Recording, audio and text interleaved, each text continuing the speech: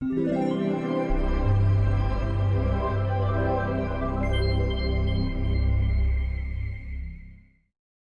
बच्चा लोग, इस सेशन में हम करेंगे topic asexual reproduction in plants. Also इस बात से कंफ्यूज मत होइएगा कि हम इस टॉपिक को क्लासिफिकेशन के फॉर्म में क्यों कर रहे हैं, क्योंकि आपने शायद देखा होगा कि बुक्स में इस टॉपिक को पैराग्राफ्स के फॉर्मेट में कराया गया है। तो उसका कारण एक सिंपल सा है और वो ये है कि इस टॉपिक को इस फॉर्मेट में करने से इसको याद रखने में बहुत आसानी होती है। तो शुरू करते हैं बात अपनी टॉपिक के ऊपर। सबसे पहले जो हमारी यहाँ पे कैटेगरी आएगी उसका नाम क्या होगा? Asexual reproduction in plants. अब ये कौन सी कैटेगरी हो गई? ये बेसिकली हो गए सारे प्लांट्स जो एसेक्सुअली रिप्रोड्यूस करते हैं, यानी कि इनको रिप्रोड्यूस करने के लिए सिर्फ एक ही पेरेंट की ज़रूरत पड़ेगी। अब क्योंकि हमें क्लासिफिकेशन पढ़ रहे हैं तो किसी ना किसी कैटेगरी में ब्रेक डाउन तो होगा ही।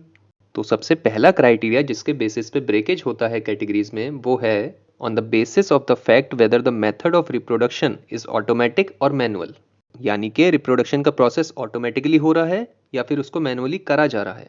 अब यहाँ पे बात करेंगे पहले मैनुअल होने वाले प्रोसेस की, जिसको बुलाया जाता है वेजिटेटिव प्रोपगेशन के नाम से। अब इस प्रोसेस के अंदर आगे जाने से पहले ये जान लो कि ये प्रोसेस नेचुरली भी होता है, बट हमने इसको मैनुअल की कैटेगरी में इसलिए पुट किया है क्योंकि मोस्टली इसको मैनुअली ही करा जाता है। और उसका कारण ये है कि रिजल्ट ज़्यादा अच्छे आते हैं जब इसको मैनुअली करा जाता है। और इसको मैनुअली करने का तरीका ये होता है कि इसमें प्लांट के किसी एक स्पेसिफिक पार्ट पे एक कट लगाया जाता है, जैसे कि वो रूट में हो सकता है, या फिर वो स्टेम में हो सकता है, या फिर वो लीफ में हो सकता है। इन तीनों कैटेगरीज को ध्यान रखने का एक सिंपल सा तरीका है। हम इसमें नीचे से ऊपर की तरफ चले हैं। सबसे पहले क्या आ गया नीचे? रूट। फिर ऊपर क्या आ गया? स्टेम। और फिर सबसे आखिरी में कौन सा आ गया पार्ट? लीफ। अब आ जाते हैं एग्जाम्पल्स के इंटरेस्टिंग वाले पार्ट में। तो वो प्लांट्स जिसमें रूट वाले पार्ट में कट लगाया जाता है उनको बुलाया जाता है ट्यूबर्स के नाम से, जिसमें एग्जाम्पल्स हैं जैसे कि पोटैटो, जिसमें पोटैटो में सर्टेन पार्ट्स एग्जिस्ट करते हैं जिसको हम कहते हैं पोटैटो आई, जिसको आप देख सकते हैं इस वाले डायग्राम में। कुछ समय तक जब पोटैटो को छोड़ दिया जाता है तो इस वाले पार्ट में ही रूट निकल जाता है, और इसी पार्ट को जब हम काट के ज़मीन में बो देते हैं तो वहाँ से एक नया प्लांट निकल आता है, जो कि अपने आप में काफ़ी कमाल की बात है। इसी तरह के और भी ट्यूबर्स एग्जिस्ट करते हैं, जैसे कि जिंजर यानी कि अदरक, या फिर टर्मरिक यानी कि हल्दी। ये तो बात हुई ट्यूबर्स की। अब आ जाते हैं सेकंड कैटेगरी में, जिसमें कट लगाया जाता है प्लांट के स्टेम वाले पार्ट में।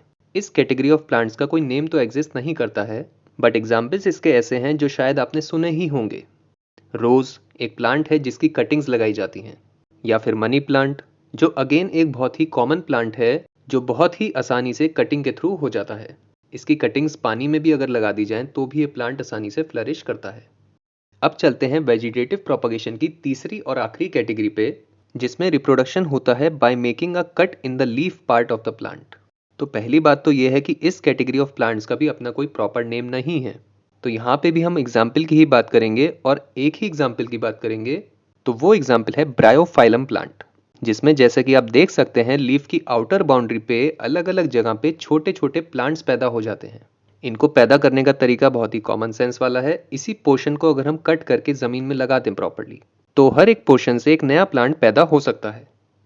अब ये हो जाता है हमारा आधा क्लासिफिकेशन कंप्लीट, जिसमें हमने बात कर ली उन सारे प्लांट्स के बारे में जिनमें एसेक्सुअल रिप्रोडक्शन मैनुअली कराया जाता है। अब समय आ जाता है अपने क्लासिफिकेशन के दूसरे हिस्से पे जाने का, जिसमें हम बात करेंगे ऐसे प्लांट्स की जिसमें एसेक्सुअल रिप्रोडक्शन ऑटोमेटिकली होता है, यानी कि अपने आप ही हो जाएगा। तो यहाँ पे पहली बात यह है कि यहाँ पे कोई कैटेगरी का नेम एग्जिस्ट नहीं करता है अभी, बल्कि एक और क्राइटेरिया है जिसके बेसिस पे फर्दर सब डिवीजन होता है। ऑल्सो इस पे अगर क्वेश्चन बनता है तो आंसर कैसे करना है वो टॉपिक के एंड में एक एग्जाम्पल लेके समझा देंगे।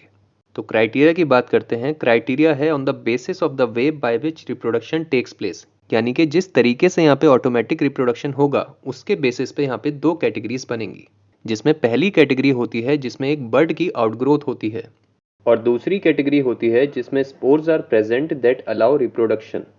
यहाँ पे बर्ड आउटग्रोथ करने वाली कैटेगरी का नाम है बडिंग, जिसके एग्जाम्पल का प्लांट होता है हाइड्रा प्लांट। ये है इसकी इमेज। ये एक ऐसा प्लांट है जो फ्रेश वाटर में पाया जाता है और ये दिखाई देता है स्टोन्स के ऊपर। और ये है इसका एक सिंप्लीफाइड डायग्राम। यहाँ पे फर्स्ट स्टेज में हमें दिखाई देता है कि एक full grown hydra plant present है, और फिर उसी हाइड्रा प्लांट की लाइफ में कोई एक स्टेज आती है जब उसके किसी बॉडी पार्ट पे एक छोटी सी कली निकल के आ जाती है। फिर जैसे जैसे समय पास होता है वो वाली कली एक फूल में नहीं बदलती है, इनफैक्ट वो एक फुल ग्रोन हाइड्रा प्लांट में कन्वर्ट होने लगती है।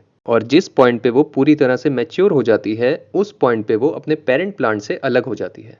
अब अगर आपने ध्यान दिया हो तो कलियां नॉर्मली इस तरह से ग्रो नहीं करती हैं। नॉर्मली वो कन्वर्ट होती हैं एक फ्लावर में और फिर वो फ्लावर एक सर्टेन पॉइंट्स के बाद प्रोवाइड करता है सीड्स, जिनको उगाया जाता है सॉइल के अंदर और तब जाके मिलता है हमें एक न्यू प्लांट। तो यहाँ पे वो पूरा प्रोसेस नहीं हो रहा है, यहाँ पे एक डिफरेंट प्रोसेस ही हो रहा है जिसको हम कहते हैं बडिंग। ये तो बात हो जाती है बडिंग के बारे में। अब बात करते हैं अपनी आखिरी कैटेगरी की, जिसमें प्रेजेंट होते हैं स्पोर्स। इस कैटेगरी को नाम दिया जाता है स्पोर फॉर्मेशन। इसमें सबसे कॉमन एग्जाम्पल आता है फर्न प्लांट, जिसमें जैसा कि हम देख सकते हैं कि लीव्स के पीछे वाले पार्ट पे पार्टिकल्स लाइक स्ट्रक्चर्स बंडल्स में प्रेजेंट होते हैं और ये पार्टिकल्स लाइक स्ट्रक्चर ही हैं जिनको हम स्पोर्स के नाम से जानते हैं। यानी कि इन प्लांट्स में कोई बड और फिर फ्लावर और फिर उसमें सीड, वो पूरा प्रोसेस नहीं होता है। तो ये स्पोर्स ही हैं जो इसके सीड का काम करते हैं। वहीं पे एक और उदाहरण देखें तो वो है राइजोपस प्लांट, जिसमें फर्न के जैसे ही स्पोर्स प्रेजेंट होते हैं इन अ ब्लॉब लाइक स्ट्रक्चर, एक छोटे से गोल स्ट्रक्चर में जिसको कहा जाता है ब्लॉब, जो कि प्रेजेंट होता है एक स्टिक जैसे स्ट्रक्चर पे, जिसको हम देख सकते हैं इस डायग्राम के अंदर। और इसको हम इस इमेज में भी देख सकते हैं जहाँ पे हजारों छोटे छोटे राइजोपस प्रेजेंट हैं। अब राइजोपस एक ऐसा प्लांट है जो वार्म और ड्राई हैबिटेट यानी कि गर्म और सूखे एरियाज में पाया जाता है, जैसे कि सॉइल यानी कि मिट्टी। तो ये हो जाती है बात हमारी complete about the different types of asexual reproduction that occur in plants. और कितना अच्छे से आपने इस टॉपिक को किया है उसको टेस्ट करने के लिए आप यूज कर सकते हैं ये वाली टॉपिक के डायरेक्ट क्वेश्चंस की शीट। टॉपिक के सक्सेसफुल कंप्लीशन के लिए कॉन्ग्रेचुलेशंस टू यू। अगर आप चैनल को अपनी स्टडी के लिए यूज करना चाहते हैं तो चैनल को सब्सक्राइब कर लीजिए और नए टॉपिक्स के नोटिफिकेशंस आपको मिलते रहें उसके लिए बेल आइकन को भी प्रेस कर लीजिए। एंड इस टॉपिक के बाद आने वाले नेक्स्ट टॉपिक का लिंक है ये, इसको आप अभी स्टार्ट करते हैं तो बीच में एक ब्रेक जरूर ले लें। मिलते हैं अगले टॉपिक में।